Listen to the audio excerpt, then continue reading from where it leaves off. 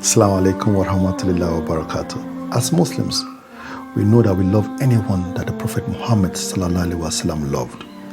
So this leads us to a new series that we'll be discussing. We'll be talking about the companions of the Prophet Muhammad sallallahu alaihi wasallam. So it is story time. Our story today will be about Jafar ibn Abi Talib. Let's jump right into the story. Jafar ibn Abi Talib was the cousin of the Prophet Muhammad sallallahu alaihi wasallam and the brother of Ali ibn Abi Talib. The Prophet Muhammad sallallahu alaihi wasallam was very close with him, and at an instant expressed that Jafar was similar to him in appearance and in character, and Jafar was of his own tree, meaning his family lineage. After a while, when Islam started in Mecca, we know that the Muslims started suffering persecution, serious persecution, that the Prophet Muhammad sallallahu alaihi wasallam told the Muslims to migrate from Mecca. So the Muslims, early Muslims, migrated to Abyssinia over the Red Sea. Abyssinia is in Ethiopia today. As at then, it was a Christian kingdom. Not too long after the Muslims had settled in Abyssinia, the Meccans still chased the Muslim to Abyssinia and went to the king, told the king that we have some slaves in Abyssinia, in your kingdom, that ran away from us. We want you to return them back to us. The king, a wise one, summoned the Muslim community to a court session. In that court session, who was going to speak for the Muslims? Jafar ibn Abi Talib was selected to speak. An intelligent, smart, eloquent young man, by the power of Allah. He spoke to the king, even though he was scared and afraid. He told the king that there were no slaves.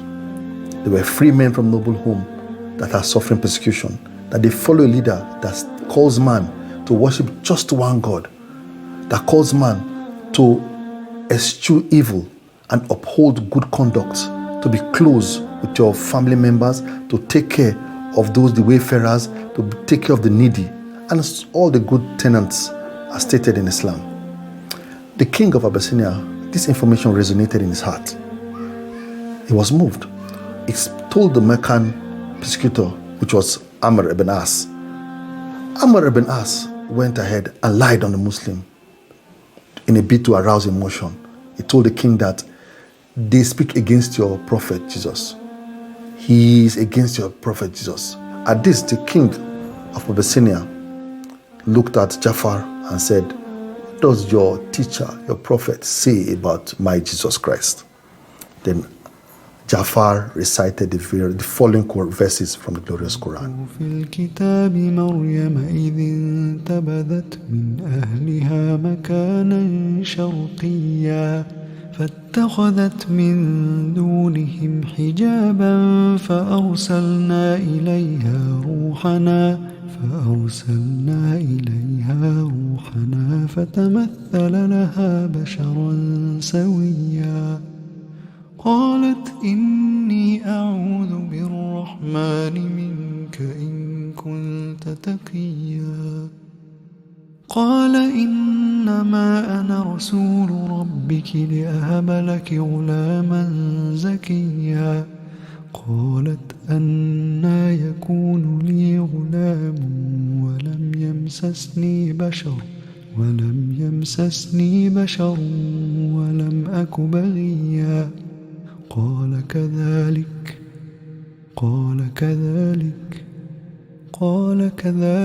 قال ربك هو علي هين ولنجعله آية للناس ورحمة منا وكان أمرا مقضيا فحملته فانتبذت به مكانا قصيا فأجاءها المخاض إلى جذع النخلة قالت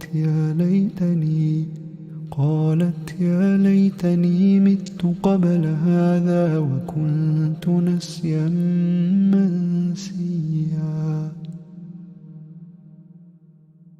فناداها من تحتها ألا تحزني قد جعل ربك تحتك سريا وهزي إليك بجذع النخلة تساقط عليك رطبا جنيا فكلي واشربي وقري عينا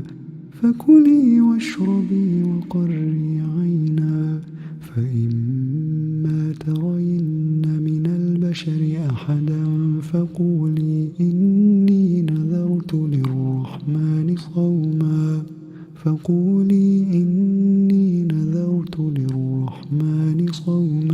فلن أكلم اليوم إنسيا فأتت به قومها تحمله قالوا يا مريم لقد جئت شيئا فريا يا أخت هارون ما كان أبوك امرأ سوء وما كانت أمك بغيا فأشارت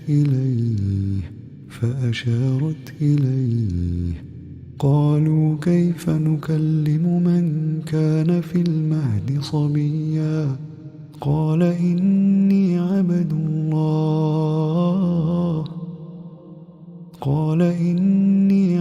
الله آتاني الكتاب وجعلني نبيا وجعلني مباركا أينما كنت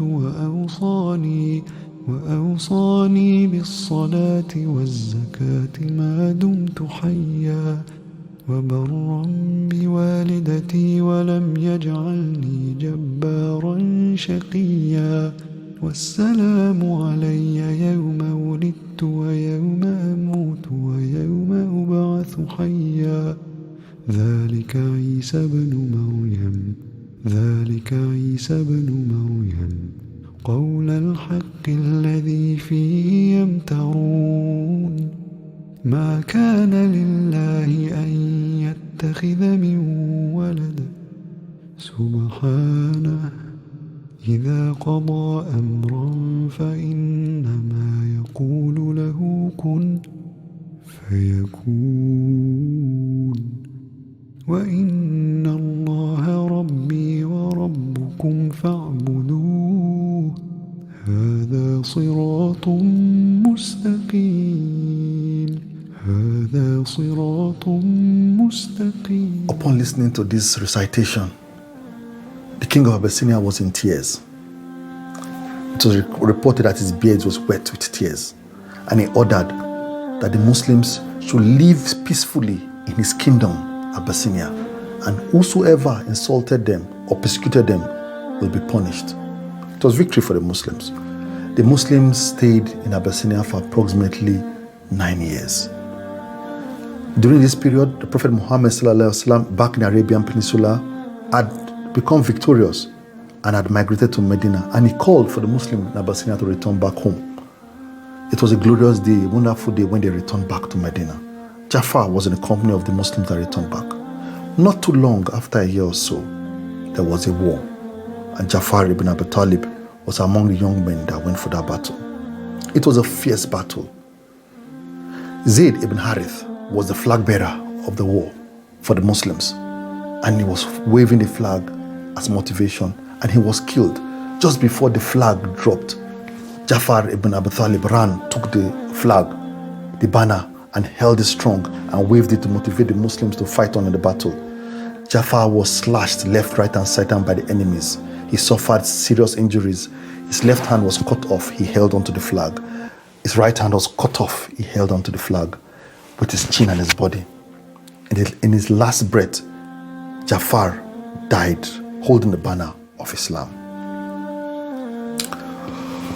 When the Prophet Muhammad went to give the news to the companions and the family of Jafar, he was in tears, but stated that Allah had promised Jafar, in compensation of his limbs, his hands that were cut off, wings that will be given to him to fly in Al-Jannah.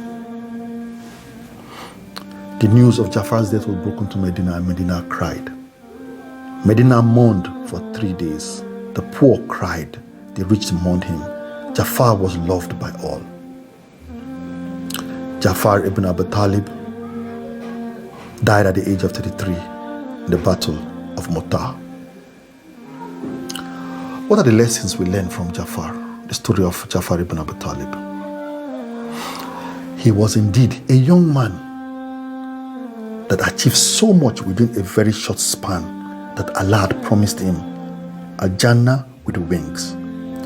He was a young man who was the greatest influencer of his time. He was the first man, as we can see, that influenced Muslims in Africa. Because it was known that when he was in Abyssinia, he preached and influenced the Abyssinians. That 20 Abyssinians followed him back to Medina just to see the Prophet and accepted Islam upon seeing the Prophet.